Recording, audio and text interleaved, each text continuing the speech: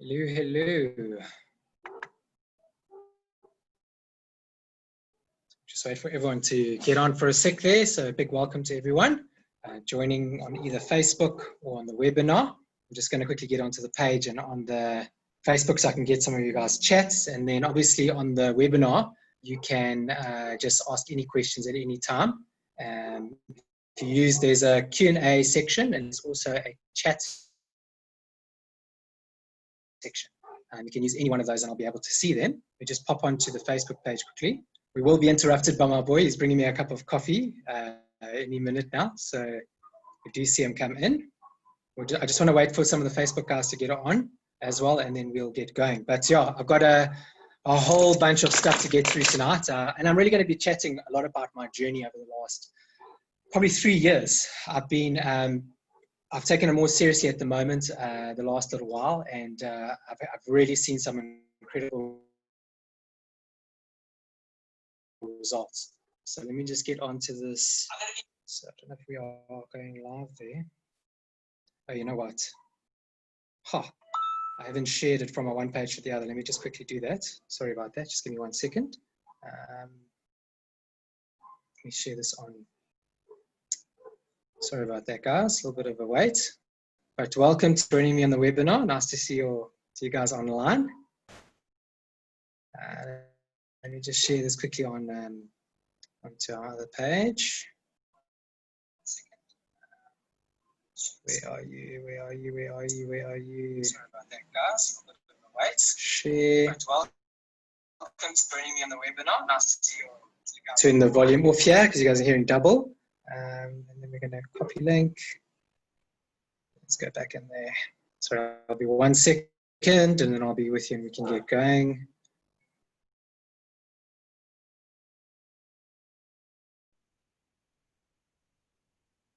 Trying to maneuver this technology pretty well. Come on, now you want me to go in. Post. Yeah. Okay, here we go. Sorted. Okay, there we go. Okay, I just promised all the guys on the Trail Share Facebook page that I've posted there, so I hadn't had it on there yet. Welcome to some of the other attendees that have just joined in. Cool, so let me start and copy please. Yes, thanks. That's my daughter.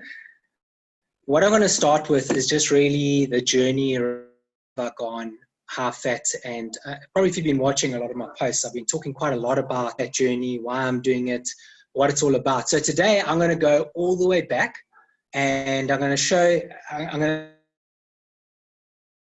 to start with a little bit some fundamentals just to keep in the back of your mind. Start, the middle, and some of the end results of actually training on a half fat as opposed to the traditional high carb diet. And the reason why I started to investigate this is because in my early days when I was racing, I was quite big on sugar and I pushed the high sugar. I had my whole regiment, and those that ran with me knew me quite well, where I would, every 40 minutes on the button, I would take a goo of some sort and then also eat like a race bar of some sort at the same time.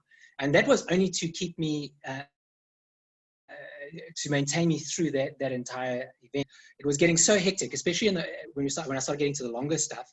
I really started to battle with my stomach and trying to keep the food down.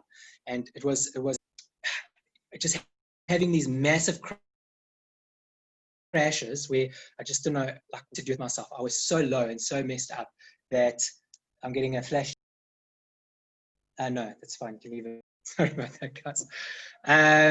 Lots of action here tonight. So let me just open this here and where the guys are. There we go. Thank you, Hansi boy. Not bad. Okay, so what I want to start is I'm just gonna share a screen here with you guys. So this, I just want you to have a look at this. So this is where we're going to start off here. This here is basically what everyone knows as your VO2 max, like how much of the thing. So basically your light improves your overall health and recovery. Then you got your zone 2. So these are each, you can number them as well. Zone 2, which improves your basic endurance and fat burning. So this is where, even if you're on a high carbohydrate diet, your zone 2 is where you're going to be doing most burning. So that's why also a lot of guys who are training with carbohydrates, the easy stuff is always done. And why they do that is obviously to produce and their long, slow sort of endurance stuff will sort of sit here, higher zone 2, lower zone 3. And the reason that is they're really trying to train their body to burn fatty, solid way. Then you get your moderate, which is your zone 3. And basically this is a zone where you will improve your overall fitness. It's sort of the same zone that you'll go on a tempo run. So if you're doing a big tempo run, this is where you're going to be operating in, and that's your zone 3. Then you get your hard, zone 4, and this is where you're doing your intervals and all that hard stuff. And then zone 5 is your speed stuff, where you are maxing out, or like the end of your hill sprint session, that is like right at the end, you're hitting your higher heart rate zones. And so how this works with fat burning. So at this point, up to zone 2, you're mostly burning fat, very little carbohydrate. You get into your zone 3, and it's sort of, you can call it 50-50 split, sort of in the middle of zone 3, where you're burning both fat and glucose. Then you move into zone 4, and you are burning mostly glucose and a little bit of fat. And then when you get into zone 5, you're pretty much burning like loads of glucose. You're just wearing through your glucose stores, and very little fat, because your body's not really able to produce fat at this particular zone. So I'm going to just go to another concept. So if you had to look at this truck here, so you got the little fuel, this is what this truck is driving off. It's this little fuel tank, and that almost represents like what all of us have in our glycogen stores, and that's about 2,000 calories, about 90 minutes of like really hard running, is what sits in there. And it is a way of running. And then when you sort of got to constantly top up this fuel tank as you're running, especially when you get to the end and the effort starts maxing out. Like in a marathon, what happens is your legs start fatiguing. So to keep the same pace up, you have to then work harder. When you're working harder, you need more glycogen to, and so you see what I'm saying? And that's just keeping the same pace. That's not even without any type of pushing. So what I'm trying to do, and what the high-fat diet is trying to do, is say, okay, I'm going to throw away this fuel tank. It's obviously still there, and it can still be accessed, but I'm not going to access this in any way.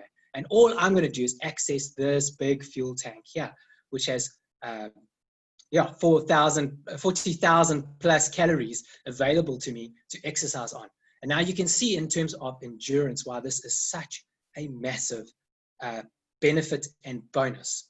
I'm going to go, okay, before I get into the next zone, I'll share screen again and then show you something. Let me get out of this. Stop the share. Okay, so I want to rewind a little bit, and I'm going to go back to my Kloof 100 that I did in 2017. So this was done on a sugar diet, a high carbohydrate diet. And I sort of ran pretty well. I had like all my packs of nutrition like lined up. I had every stop, I had a whole bunch of goos, and I had a whole bunch of race foods and a whole bunch of other stuff that I had with me. And every 40 minutes, like I had in the past, I was eating the sugar. I actually had a really great first half. I think I came in around about 11 hours or so. Turned around, came back all the way through to about 120 kilometers.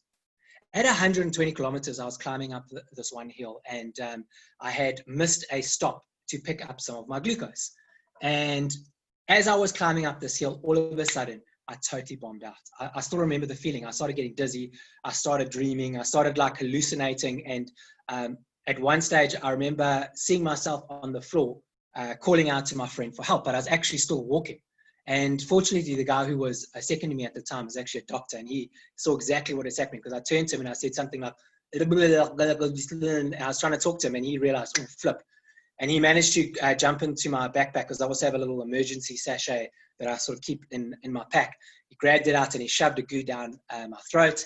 And almost instantaneously, I came right. And then obviously he realized what was going on, and he just drip fed me all the way till I got to the next point where I could then pick up my glucose. So now you can see there's this massive problem. So there's high endurance stuff. If I miss those glucose stuff, those pickup zones, you're really going to crash hard, and it's going to be really hard to complete the race. And I must say, from that point on, it was an absolute disaster. Some of my kilometers, the guys were laughing at me, I was actually doing like 23 minutes per kilometer. I got to a point where I was so wrecked, I lay down in the pine fields towards the last aid station, and I wouldn't get up. My mate Cole Hansen was second to me at that point, and he was trying to get me off the floor. And every time he tried to get me off the floor, I just grunted him. He just got the worst of me. I just would not, he couldn't get me to do anything. And that's why, because mentally, I was in such a low place, and physically, I was in such a low place because my sugar levels were so super, super low. And I wasn't topping them up quick enough because of the fatigue I'd built up in my legs and the amount of energy I even needed to use to walk. So he eventually phoned my wife. My wife got on the phone, and she got me off the ground pretty quickly. And I walked through with absolutely devastated, got to the next aid station, had about an hour's sleep, but I had a good chow and sort of hobbled my way to the end. But after that, I really got thinking about the fuel. Like, what if I was in a place where I didn't have to worry about what I ate, or having to worry about every 40 minutes getting my fueling right? And that's then obviously the whole banting stuff came out, and I was looking at that, and there wasn't much research out about it at the time, but I thought I would create myself as a crash test dummy. So this is really, a lot of this stuff is what I have sort of experienced as well, that I'm going to share with you tonight. So I'm just going to share that screen with you again. So just remembering what I was trying to do is I saw, okay, this is where I was operating in that 2,000 calorie zone. I wanted to move, like everyone else was saying, and I mean, the science is quite vague at the time, to be able to get into this fat burning zone where I wouldn't have to worry about nutrition. So I'm going to go to another little slide here. I want to show you a study that was done. You can actually search this online and see it. And I've probably mentioned this a couple of times. So and I'll explain it nicely. So at the bottom, it's the same as that first graph I showed you. So here's that VO2 max, zone 1, zone 2, zone 3, zone 4, zone 5, and up it goes. Over here is your body's ability to oxidize fat. And what that means basically is how efficient your body is at burning fat and using it for fuel.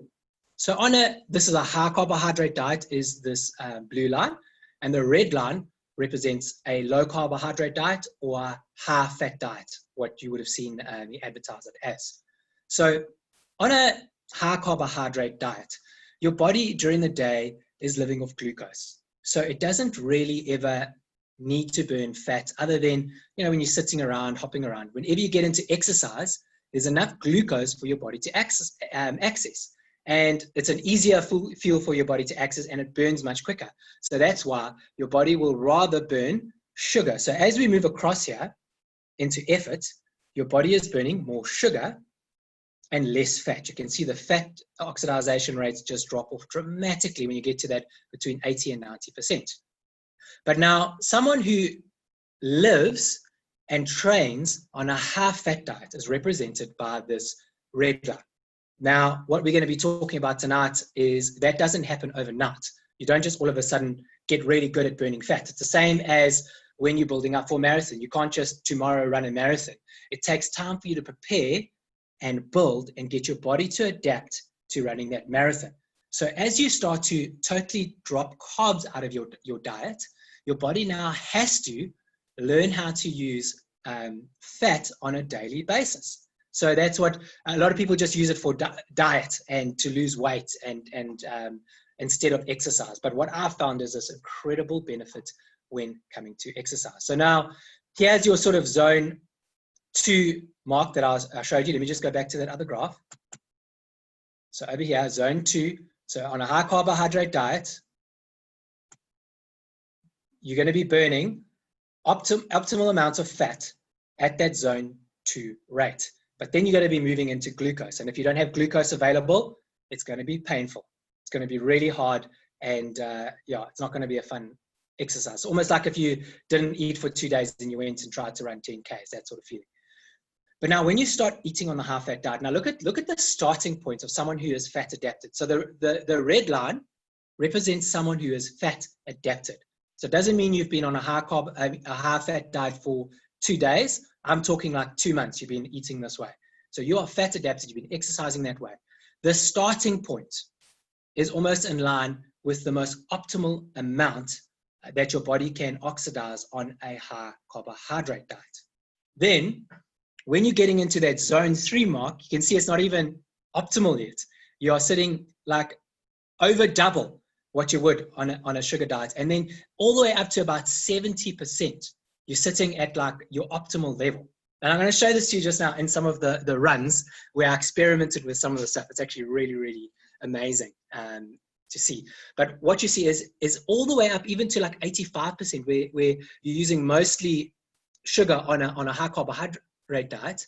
On a high fat diet, your levels of burning fat is so high at that moment, which means you can push into those red zones without bonking in any way. So I've experienced marathons where I'm running and I'm pushing really hard and I'm almost waiting for that bonk to happen, but it just never ever comes. It's the most incredible feeling where when I'm on a high sugar diet, I know it's coming.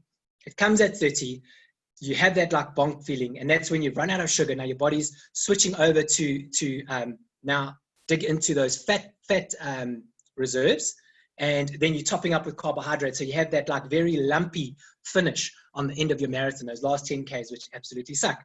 And if you go out too hard, you hit that wall a lot quicker, and those last 10 Ks are absolutely devastating. Where on a high fat diet, I have yet to experience a bonk in a long run. Okay, let me stop that now, and I want to go into some of the other screens. Let's do that. So I'm going to show you. Have a look here. Okay, so we're going to go into my Garmin. I'm going to start off here with the Comrades Marathon I did in, where are we here? This is 2018. Okay, so this time you can see there's a shock of a time. It's 11:20:45, and this was done on a high carbohydrate diet. And I just want to go scroll down to the bottom, and I'm going to show you my effort in terms of zones. We go time and zones. And what you're going to see here is like most people would on a high carbohydrate diet. This is a perfectly normal graph where I'm mostly spending my time here in zone 3 over the entire marathon. You can see 7:23 spent there. Very little time spent in zone 4, which is your threshold zone. Quite a high substantial amount also spent in zone 2. But what happens in my pace, let me just scroll up a bit, is there is a massive drop off at the end. Reason why? My body's not able, there's no real carbohydrate stores. It's mostly needing fat, but my body's in a level, like remember that graph, the red line? It can't really oxidize fat really well. So my pace has to drop in order for me to continue running. So because my body's saying all the fuel I have left is in those fat stores. So I have to go to those fat stores to be able to keep going. So buddy, you need to slow down. So what happens at the end of that Comrades Marathon is a terrible, terrible drop off. Now I'm going to go to, is this last year's? Yeah, last year's Comrades Marathon. This is the up run. So the one before that was a down run. So you can see also like a lot less energy, more pain, less energy. And I'm going to scroll down here to that same, I want to show you something. This is so cool. Come on, zones, where are you? Oh, I'm in the wrong place, sorry. Okay, there. Okay, there we go. This looks almost identical to the one I've just showed you. So let me just flick between the two and scroll back down. So this is my down run 2018. Look at that graph. Slight difference, but check there, almost identical. But I want to show you the difference in time. So I ran exactly the same, but look at my time. So my time was 10:44. And this was my easy run in preparation for the Karkloof 100 that I was running at the end of the year. So what was the difference? What I said is at the end half of my Comrades Marathon, I was able to continue my pace because my ability to burn fat was far superior because that is how I'd been training on a high-fat, low-carbohydrate diet. So at higher levels, my body was able to rapidly burn through fat and use it as fuel. Thus, my pace drop-off was minimal. Now I'm going to show you a even crazier result. So same year, I'm going to go into the, this is the Durban Marathon. So that was the one I ran both years, last year and the year before. So we'll go to my high carbohydrate here. So time 4 hours 19 and 30 minutes. Here on this year, I was lighter, and in my mind, I felt fitter. Okay, so just keep that in mind. Oh, scrolling out here. Let me just scroll down. So check this. This is actually wild when you see this. So very similar to my comrades' results on the high carbohydrate diet. As you see, I mostly spend time in zone 3, and I could just get into zone 4 a little bit. And that was probably in the first half where I hit those zone 4, and at the end, I couldn't keep there because I had to keep topping up with sugar. And watch the end. Let me show you my pace results here. Where are you? Where are you? There's my heart rate.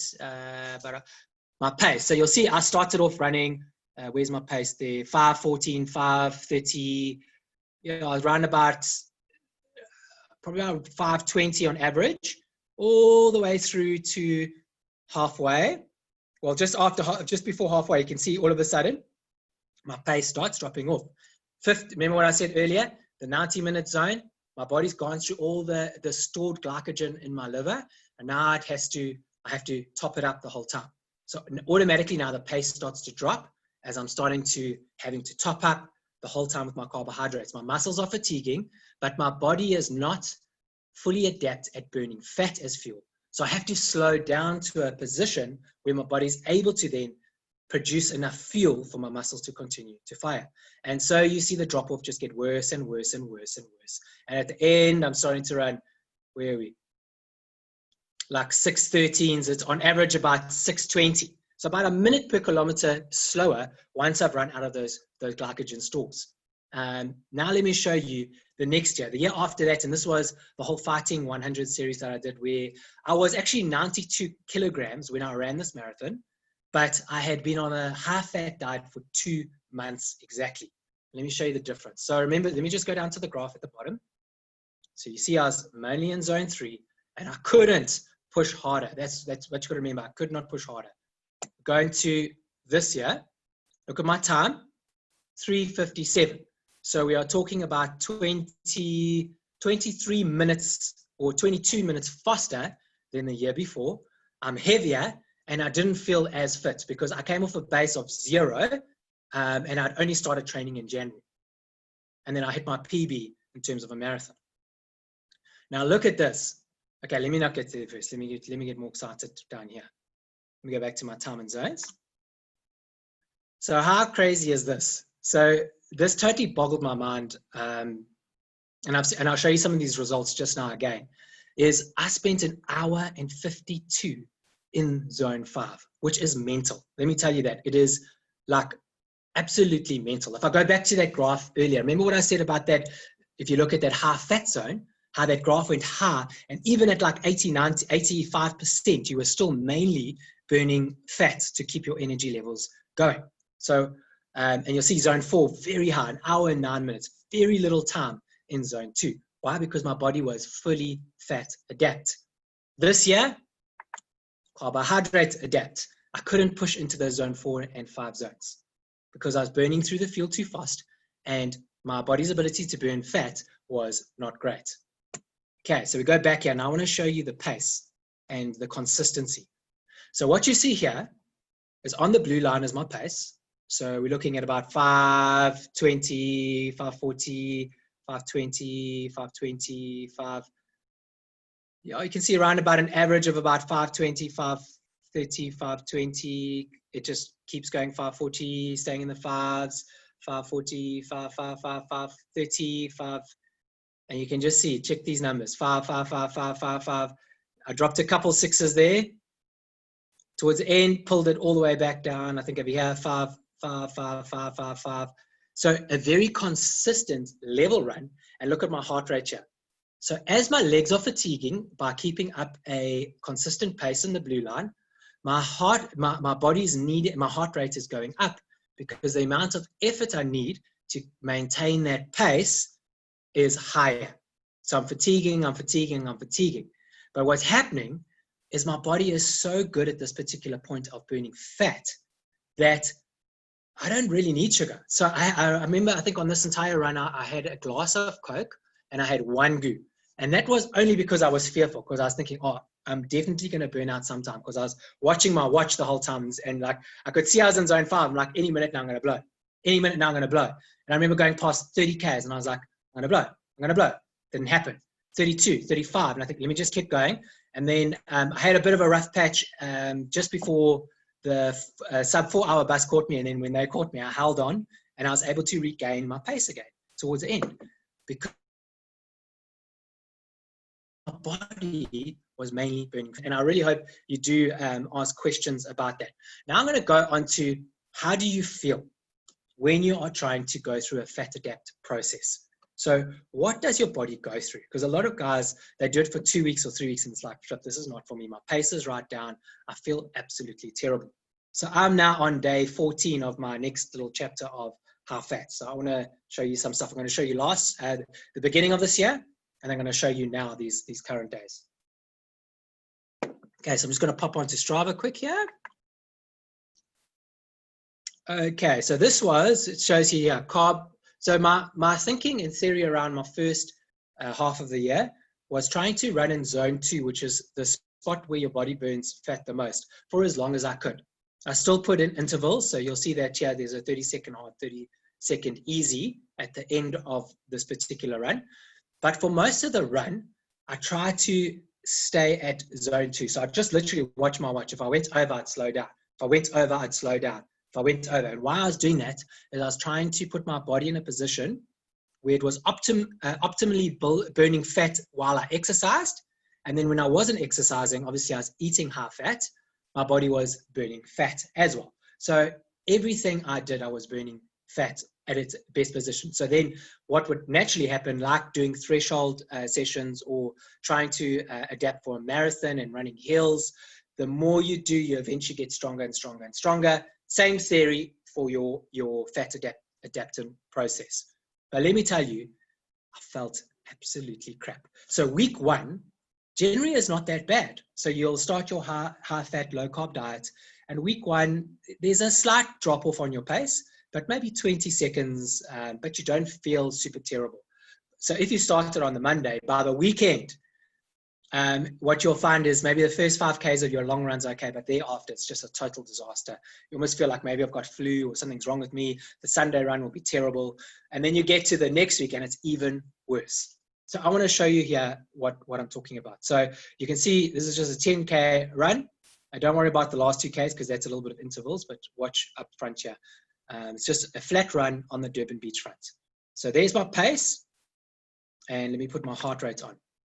So what I want to show you is my heart rate. I kept it zone 2, this red line here, up until when I started my intervals. Perfect in zone 2. But what I had to do to keep my heart rate in zone 2, so this is only like week 2, is I had to keep dropping my pace. So as my legs start fatiguing, I have to drop my pace to keep my body in ability to use only fat. So I keep dropping pace, keep dropping pace, keep dropping pace, keep dropping pace, keep dropping pace.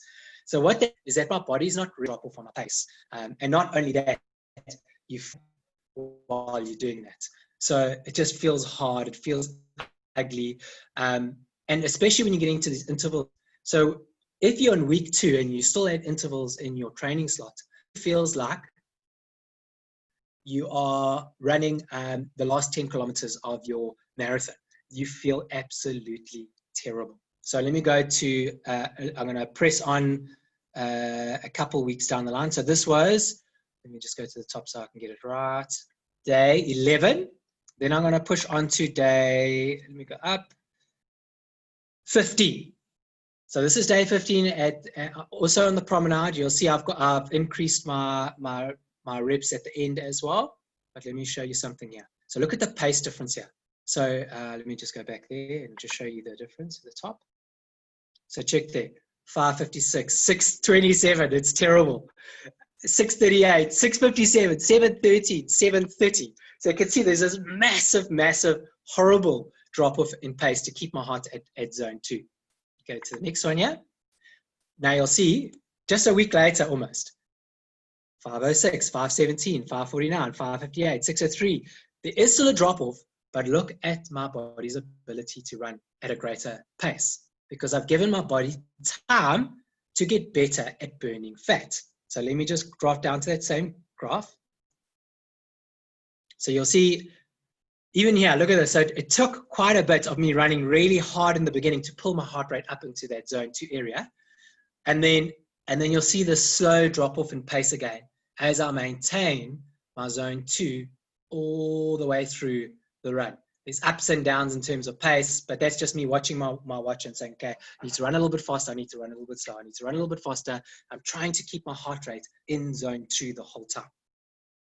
But how's that for a difference? So you can see how week 2, I felt absolutely crap. My run was probably some of the worst times I'd done in ages. And I said I felt crap. This week here, I still felt pretty crap. Let me not lie to you. It wasn't great. I didn't feel great, but my pace was all of a sudden right up there. What did I have next for you here to show you? Let's have a look here. Okay, zone 4. Oh, there we go. Okay, so here, this is exactly, oh wait, what am I doing here? Zone 4, day 22.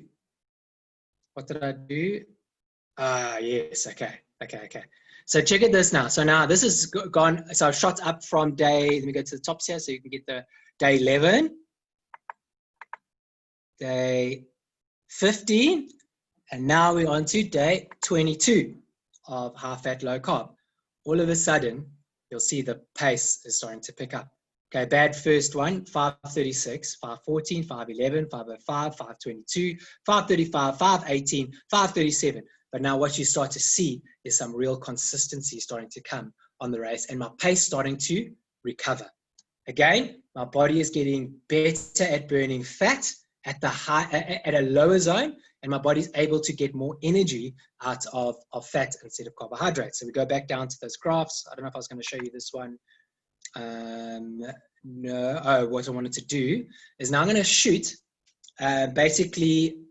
Okay, so this is the 18th of January, and I'm shooting to this is the interval session, the 18th of February. So exactly a month from this particular point. So it's been a month and 22 days that I've been on a high-fat diet. And now look at this, guys. This is just crazy. So 10 Ks, 44 minutes, average of 426. Okay, this is an interval session. And there were, so you can see I did 2 kilometers easy, 3 kilometers at, can't see behind this thing, 1 minute hard, 1 minute easy, 3 kilometers at 30-second hard, 30-second easy, and then 3 kilometers easy. I had 1 minute rests in between, so not massive amount of rest. But have a look at this, 428, 422, 407, 418, 428. This is all on a high-fat diet, no carbohydrates whatsoever. Let me show you my heart rate here. So my heart rate pushing into some high zones here. Check. I'm able to operate at 173, which is zone 5, and hold it.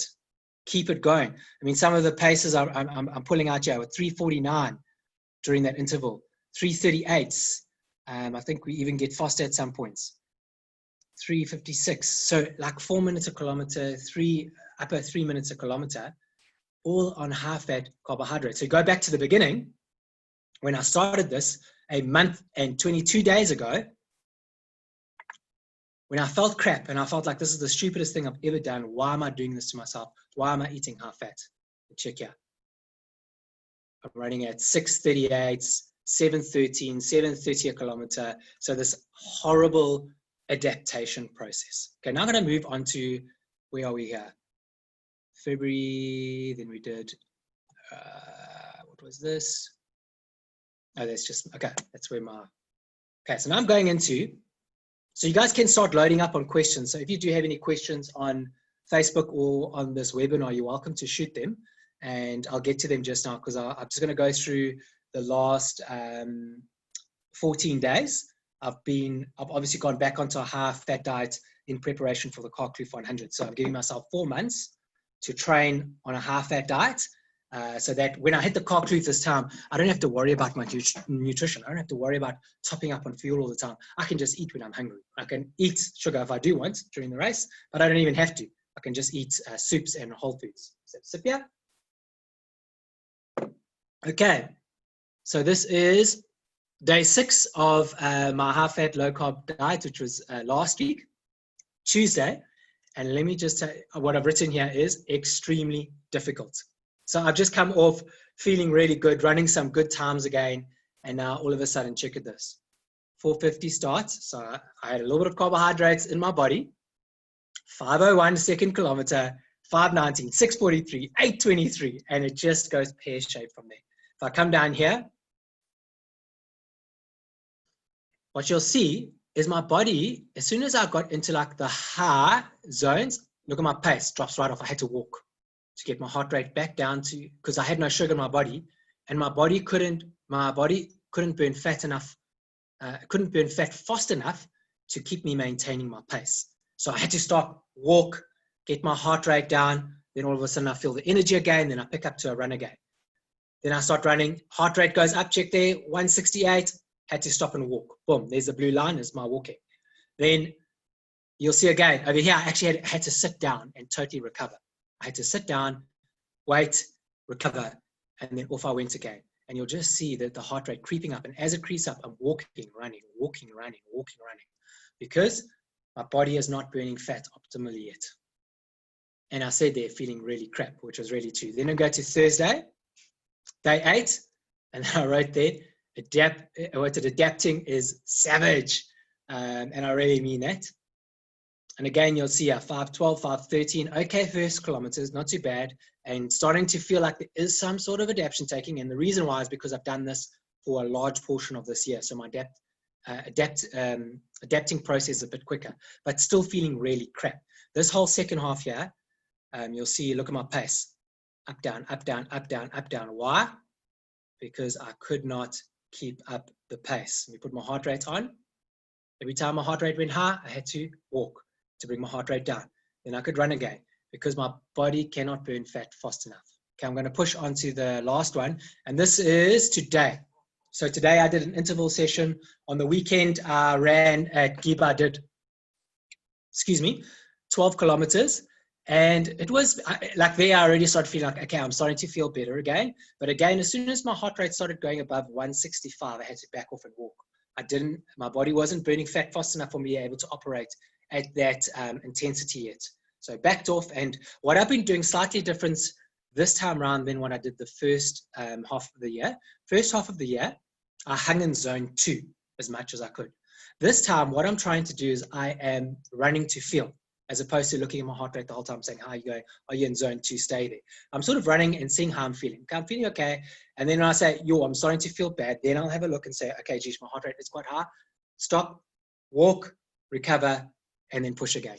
And what I'm trying to do is get myself into a slightly higher intensity so that my body shouts and says, hey, I need some energy. You fat burning cells, you better like switch yourselves on. And what I'm hoping is it's the same as like threshold. When you push into that threshold, your body then is able to adapt with it better. So I'm just trying a slightly different approach where I'm running to feel as opposed to running to zone. So where are we here? Oh, this was okay, so I'm going to go to my last slide here for you.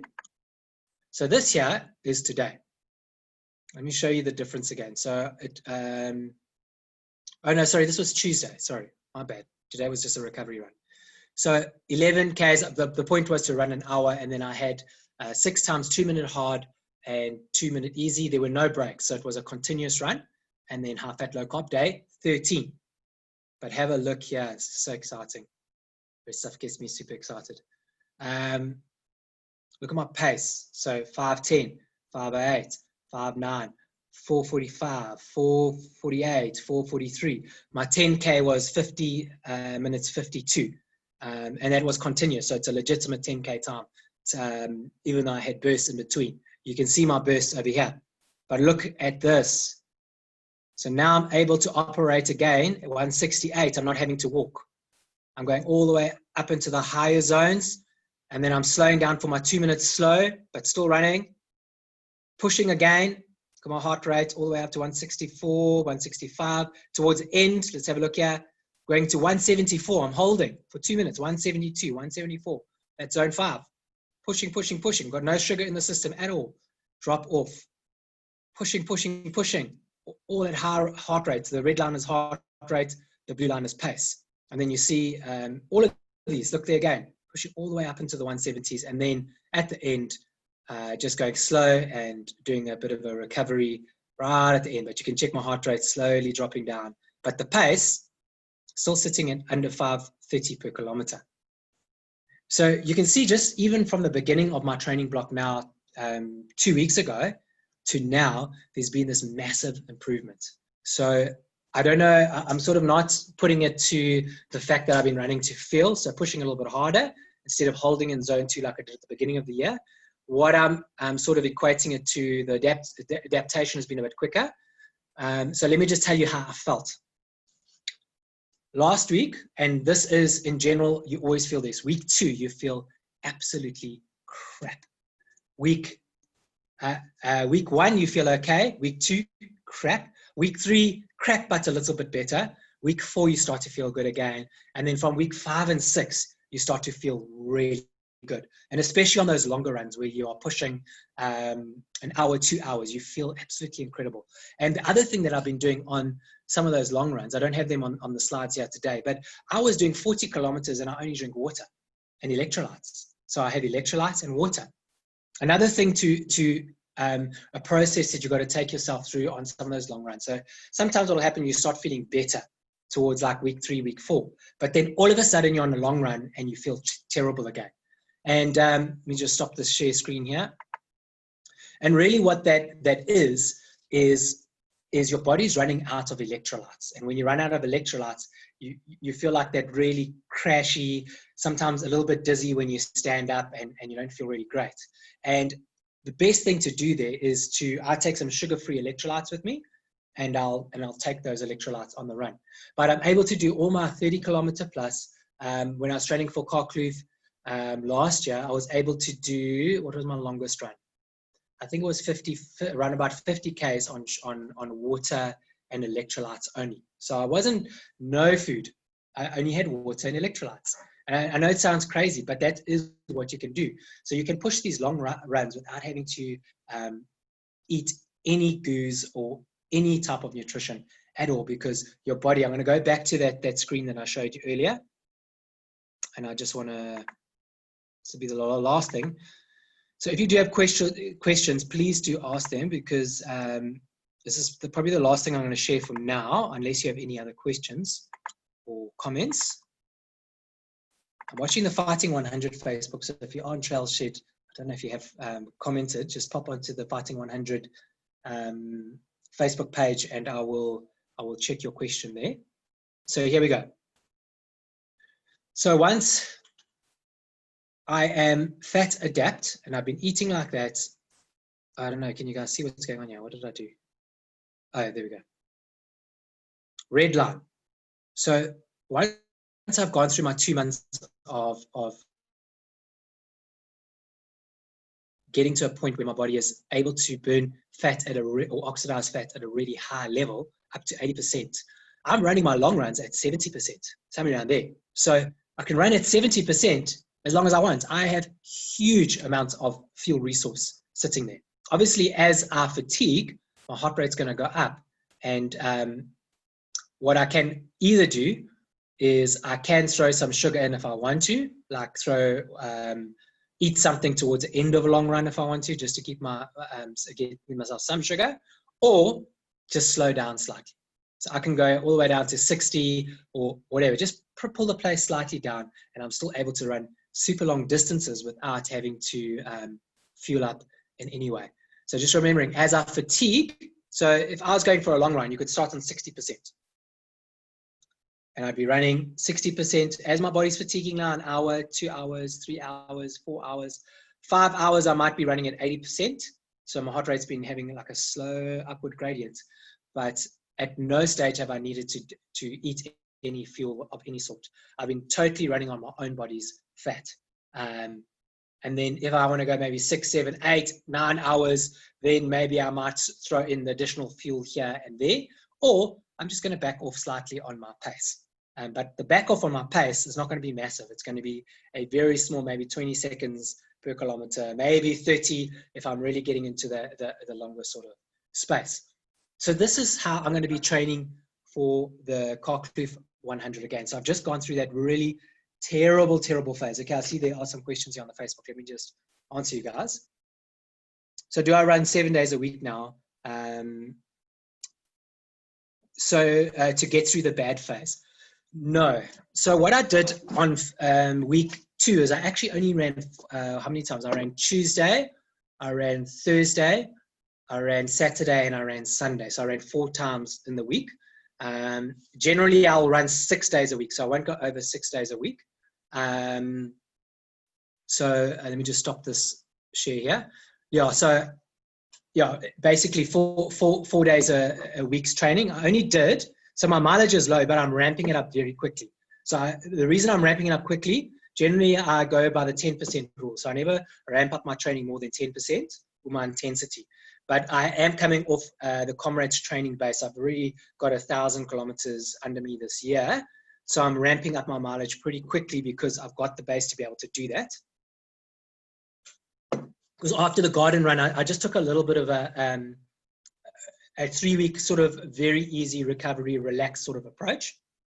But as I've gone back into the high fat, no, I don't really back off. And this week I'm going to be running, I'll be back up to 6 times a week.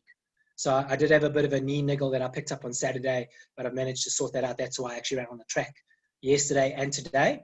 I've got hills tomorrow, which I'm debating whether I'm actually going to do. I might run flat and then get onto some hills and then just do the hill sprints. But I'll see how I feel on that. What's the next one? Do you follow a very strict keto balancing diet, monitoring daily carb intake, and do you fast in between? Yeah, so a bit of both. So what I've started doing is I do a little bit of intermittent fasting. I don't do too much of it because it messes up the metabolism a bit. So what I work quite well with, if you scroll down, you'll see another post I did yesterday with a dietitian, Jen Jardine. So I do run a lot of my stuff through her. I'm not the professional. I use a professional. So I'll bounce ideas I have and I like, hey, I'm thinking about this, or even how I'm feeling. And she's thrown in some really cool things. Like she's given me, which was a real game changer for me, was when I started. So I had that adaptation, but after about a month, I started feeling really bad again. And I'm following a very strict keto diet. So I'm using what's it called, MyFitnessPal, and I'm literally tracking everything that I put into my mouth, and I'm looking at the macros, and I'm sticking to the correct macros. So I'm quite religious about it. And then what I do is I sort of have a copy and paste diet that I just do every day because it's just easier for me.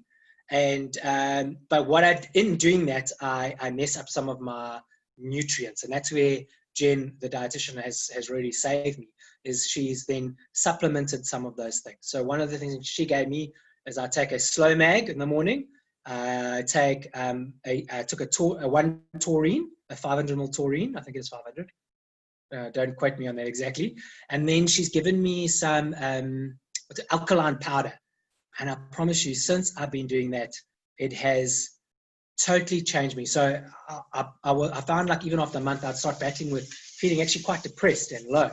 And when I went onto that alkaline powder and I started taking the electrolytes in, which I wasn't on my run, I was just putting lots of salt on all my food. I started to really feel good again and actually hit some of my PBs. I hit my 10K PB last year. I've hit my marathon PB last year. I ran my fastest Comrades last year. And I reckon I would have got that sub 24-hour 100 mile if it wasn't for my torn calf. I'm almost convinced about it. When I look at my heart rate, even on that 100 miler that I did, it was super, super low. I mean, we're talking like 130 zone. Just like, I mean, that's like just after a walk type of zone. What else? Do you get any other questions here? Yeah. So what can you do to get through the bad phase faster, less than 4 or 5 weeks. So it's a bit of a tricky one there, because it depends on where you're coming from. So like if you have been on a high-fat diet, a high carbohydrate type of lifestyle for a very long period of time, and now you're doing fat adapting for the first time, it's going to take longer.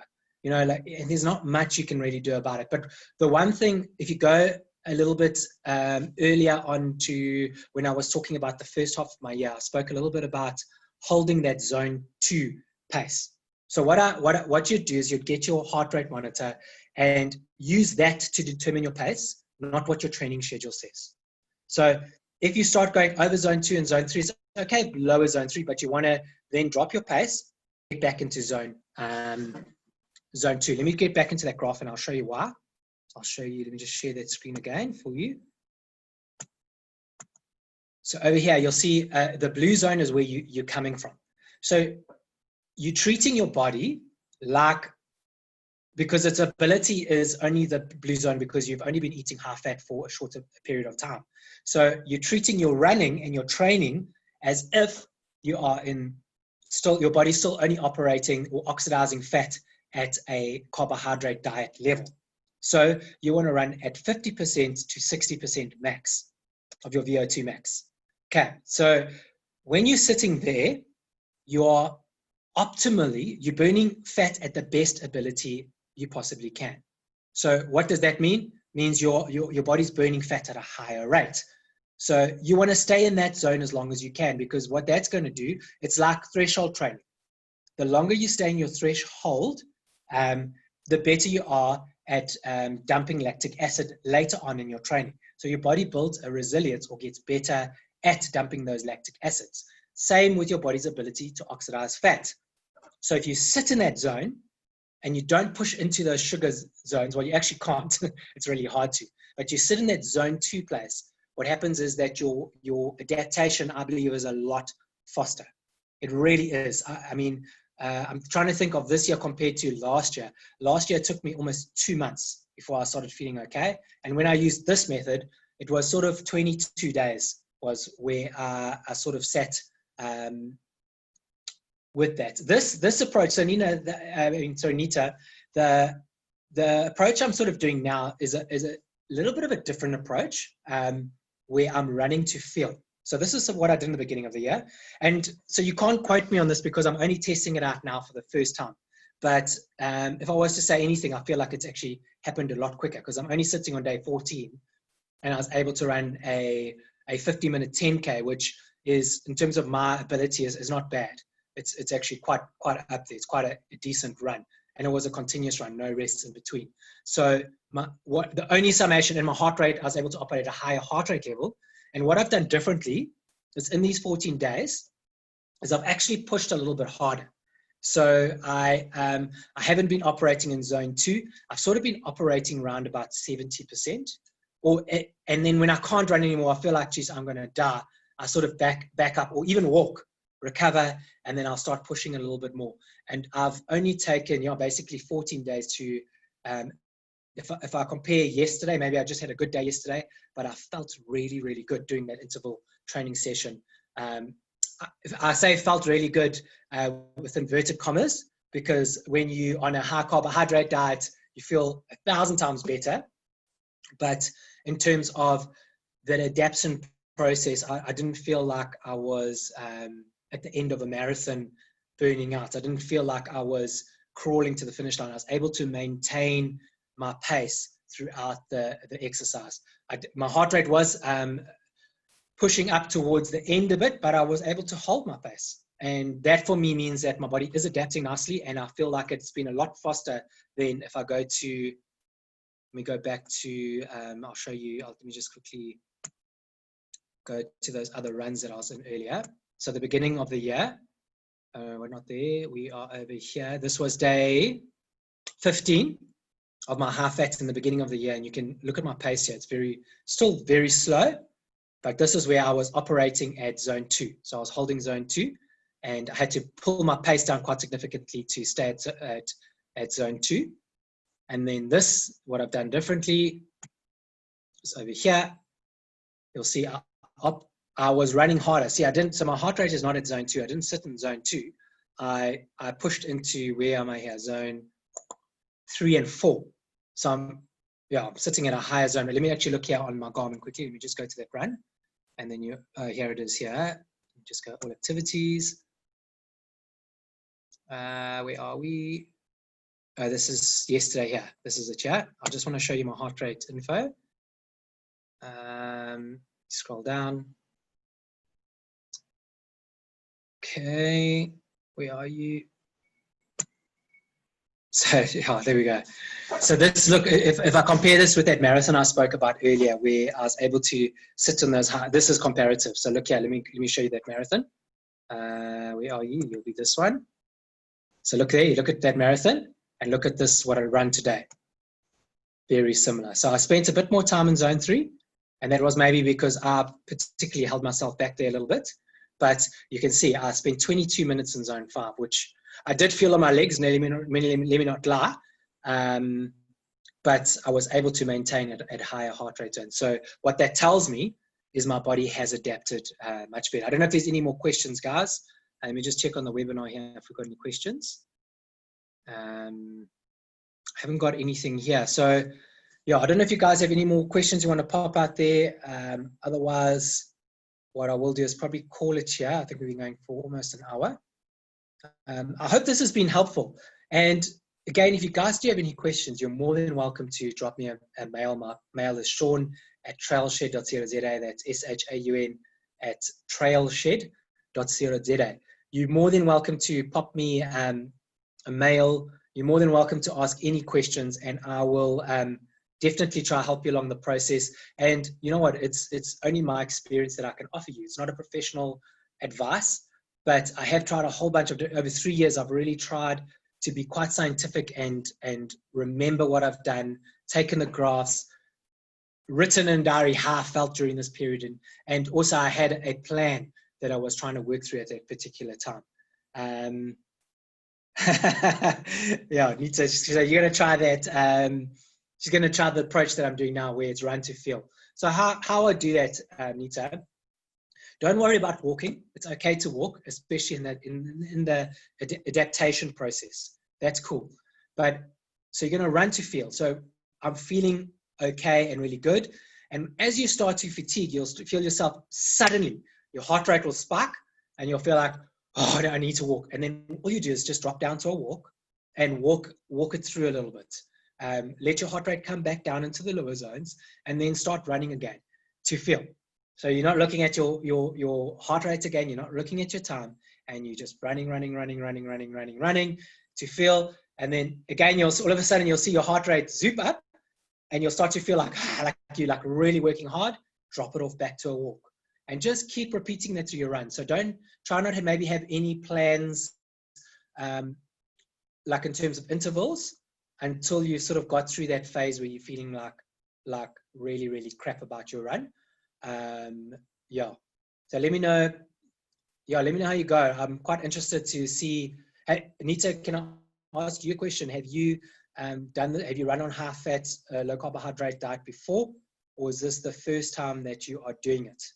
I'd actually love to know that, and then also how you feel in terms of if you do take this approach that I'm doing now.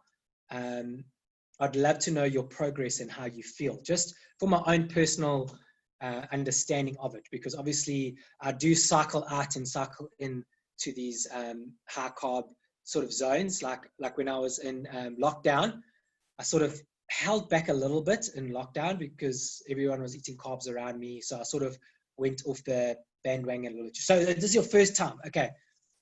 That's cool to know. So this will actually be really cool because the beginning section of this year, I actually started doing that zone 2 approach where I held my pace really low and I backed off in terms of the pace. So I kept myself in optimal, where this is really cool if you're going to start the way I am now.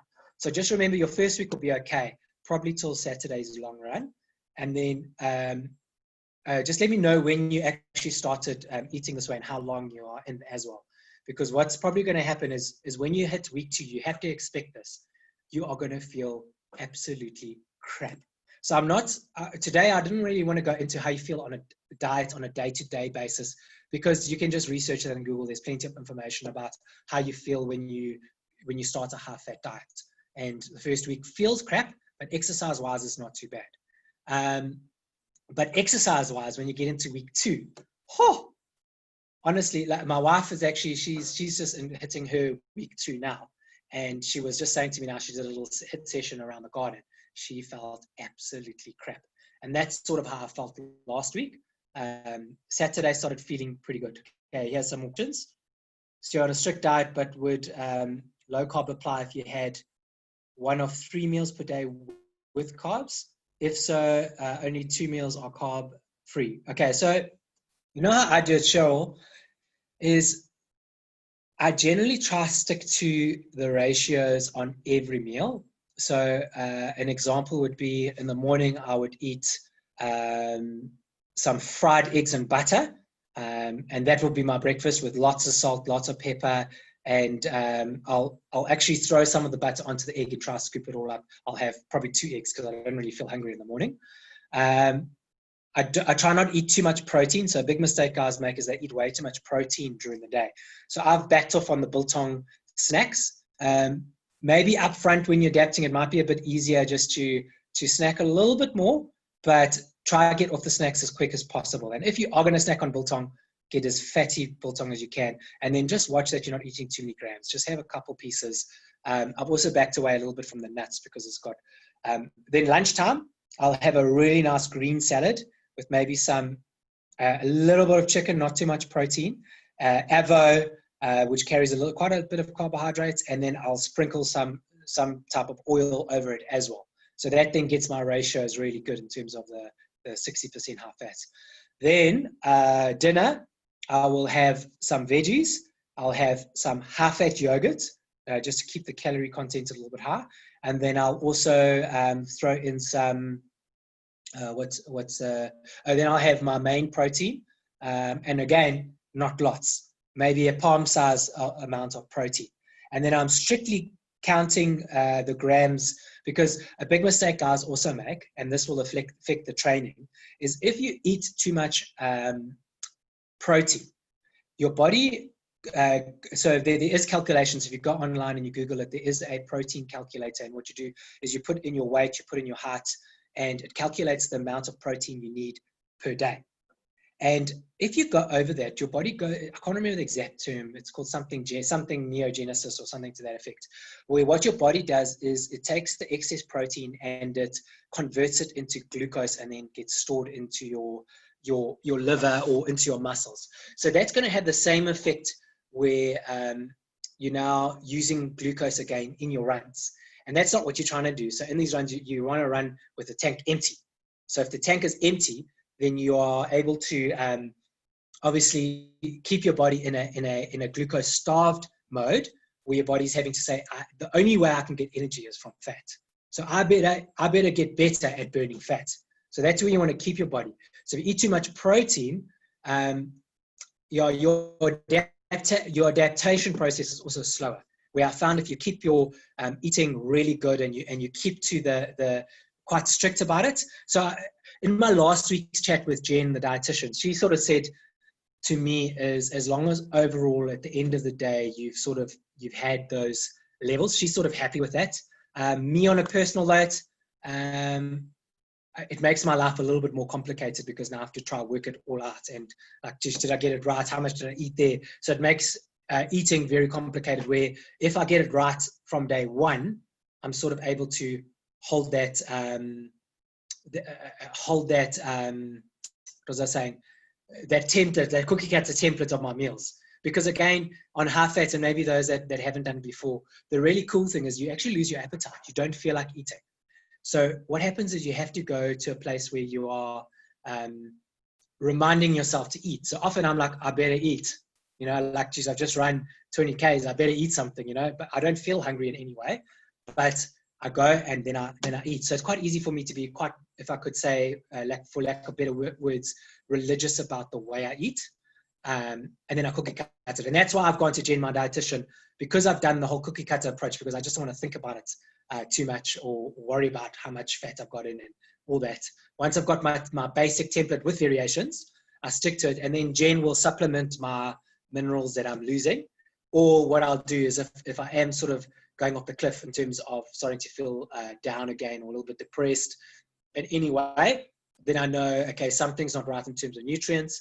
I'll flip, I'll take that template and I'll change it totally. So I will adapt and I'll maybe introduce a couple more greens or a couple of different variants of my diet. And if that doesn't fix it, then again, I'll go to Jen and say, hey, listen, this is what I've eaten over the last while. And just based on her knowledge, she's generally able to say, look, it's your diet's very low in this. Either I supplement it or I add that particular stuff into my diet. And I found that quite often has really fixed me up pretty quickly. There's another question here in the webinar. So what do you actually eat in terms of fats and carbohydrates? So I stick to, generally it goes 65, I do 65%, 65 to 70% fat.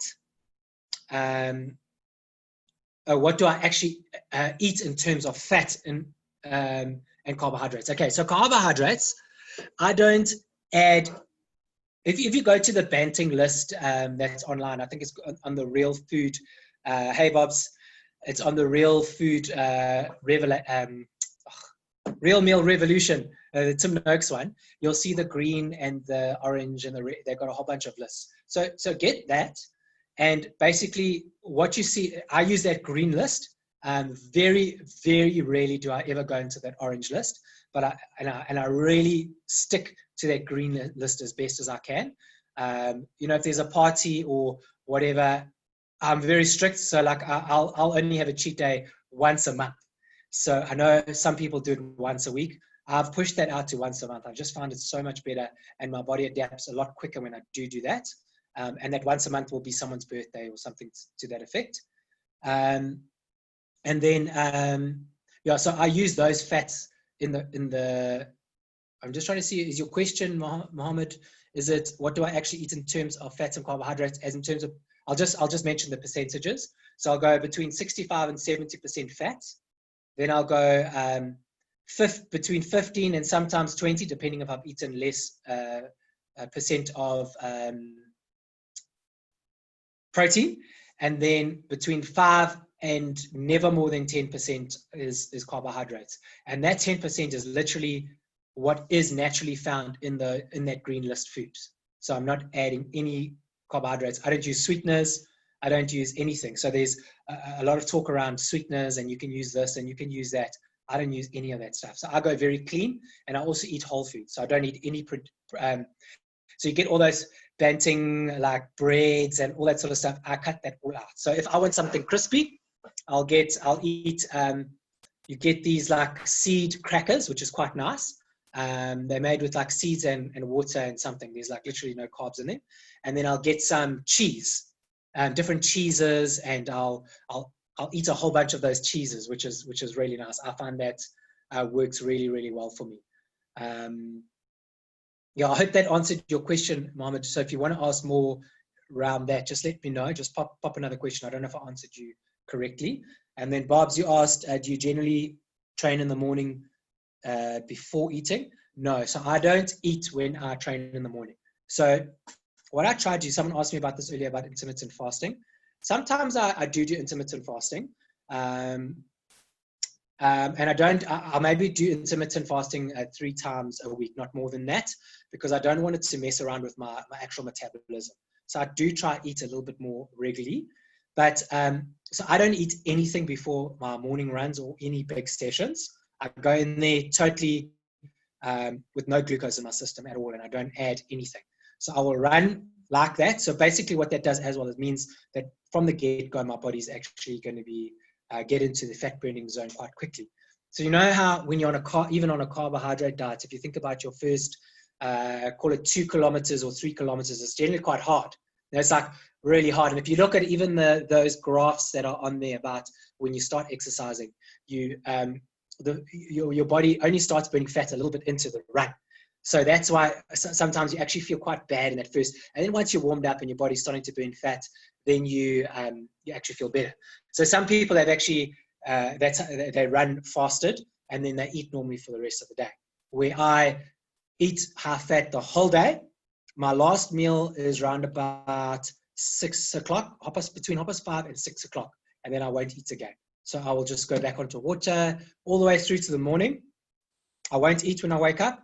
I will go for my long run or my session, whatever it is. Then when I get back, I will then potentially have maybe a cup of coffee, and I'll have my 2 eggs with cooked in butter with the butter on top of it. So you can see very high fat. And yeah, eggs are perfect. They're like the perfect ratio. Fried eggs are like the ideal. If you could eat that all day, it would be amazing, but you don't get any proper nutrients in. So that's sort of how I start my run, Bobs. I don't know. So that was Saturday as well when I did my run. I didn't eat anything beforehand. I think I did have a coffee though, so that was probably a cheat, where the milk would have actually given me some calories. So I probably did exactly the same as if I had eaten something. So I don't know if there are any more questions. I know we've been going a long time. I know this is it's quite a new science. So I know there are lots of questions around a lot of the stuff.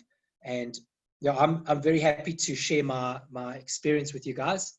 If you do want to go this way, Janita, I'd love to hear with what you experience. I would love to know how you feel. Even if you just Facebook message me, pop me and just say, hey, it felt really crap, or maybe week 3 you feel really good. I'd love to know what that is. And if you do want to start there's a lot of information online about if you just call it keto diet, or if you call it high fat or banting. Banting I don't like too much. Rather go keto diet. It'll give you a better one. And then how long do you think it'll take to improve my pace on banting and intermittent fasting? So what I would do is maybe if you didn't pop in the beginning, watch the first half of my. So my question to you is this have you ever done high fat low carb before, or is this the first time you've done it? So in a nutshell, what happens is initially you're going to slow down dramatically. So it's you're going to drop a minute to a minute and a half per kilometer slower, and you're going to feel crap for the first 2 weeks. Going into your 3rd week, you'll start to feel maybe a little bit better, but your pace is not going to be significantly faster. And what I experienced at the beginning of this year is it took me about 6 weeks where then my pace matched up to where I was before. So all that happened after 6 weeks is I was on par with where I was before I went onto a high fat diet. But then what happened is after that is I significantly started to get better. And not only did I get better, I started to smash all my personal best records. And this is after a good couple of years of running. And the earlier years I ran, I was a lot lighter back then. And some of the personal best records that I had, I was lighter, where I was smashing personal best records when I was still at about 92 kgs. I'm down to about 86 at the moment. So I'm sitting about 86. So I'll probably get down to about 76 when I run that, the Carkloof 100 miler. So I don't know if that answered your question. Okay, I see another one there. So you've been doing it for about 5 months and feel like I've reached a plateau and struggling to improve my pace. Okay, awesome. Okay, so what I would suggest there, so what's really cool is that you've got your pace now in. So how you increase your pace from here is start to add those interval sessions and really push them hard. So at your max. So when you're hitting those intervals, I don't know if you have any intervals in your training schedule at the moment. What I will do, I don't know if I can share a file here. Let me see if I can share a file more. No, I don't know. No. What I'll pop your mail. I'll have your mail on here, but I'll share my training with you. Chicken breast. Okay. So I'll share my training with you, so you'll see some of the interval stuff that I am doing at the moment. So you have to get into those red zones, and you have to build up a lactic tolerance to increase your pace. What you're also going to be able to do is on your longer stuff. So maybe you might not have dynamic speed, like 1K time might be slightly slower overall, but your 10K time will be definitely faster overall if you push it. So what will happen is you'll find your heart rate goes through the roof, but you're able to hold it there. So often we pull back because we're afraid. We see, oh, flip, I'm running too hard. But what happens is you actually don't tire out. But that has to be done with your interval sessions as well. So you have to be doing your hill sprints. You have to be doing your Tuesday 400 repeats, 600 repeats, 800 repeats, 1 kilometer repeats, 1 mile repeats when you're getting close to your race day. And then you'll find your speed will dramatically increase off the base of those sessions. If you're only just running in zone 3 and you sort of like every run is the same, you're going to battle to increase your pace. You'll sort of hit that plateau, and that's as good as you'll get. So yes, your body's good at burning fat, but you haven't increased your leg speed.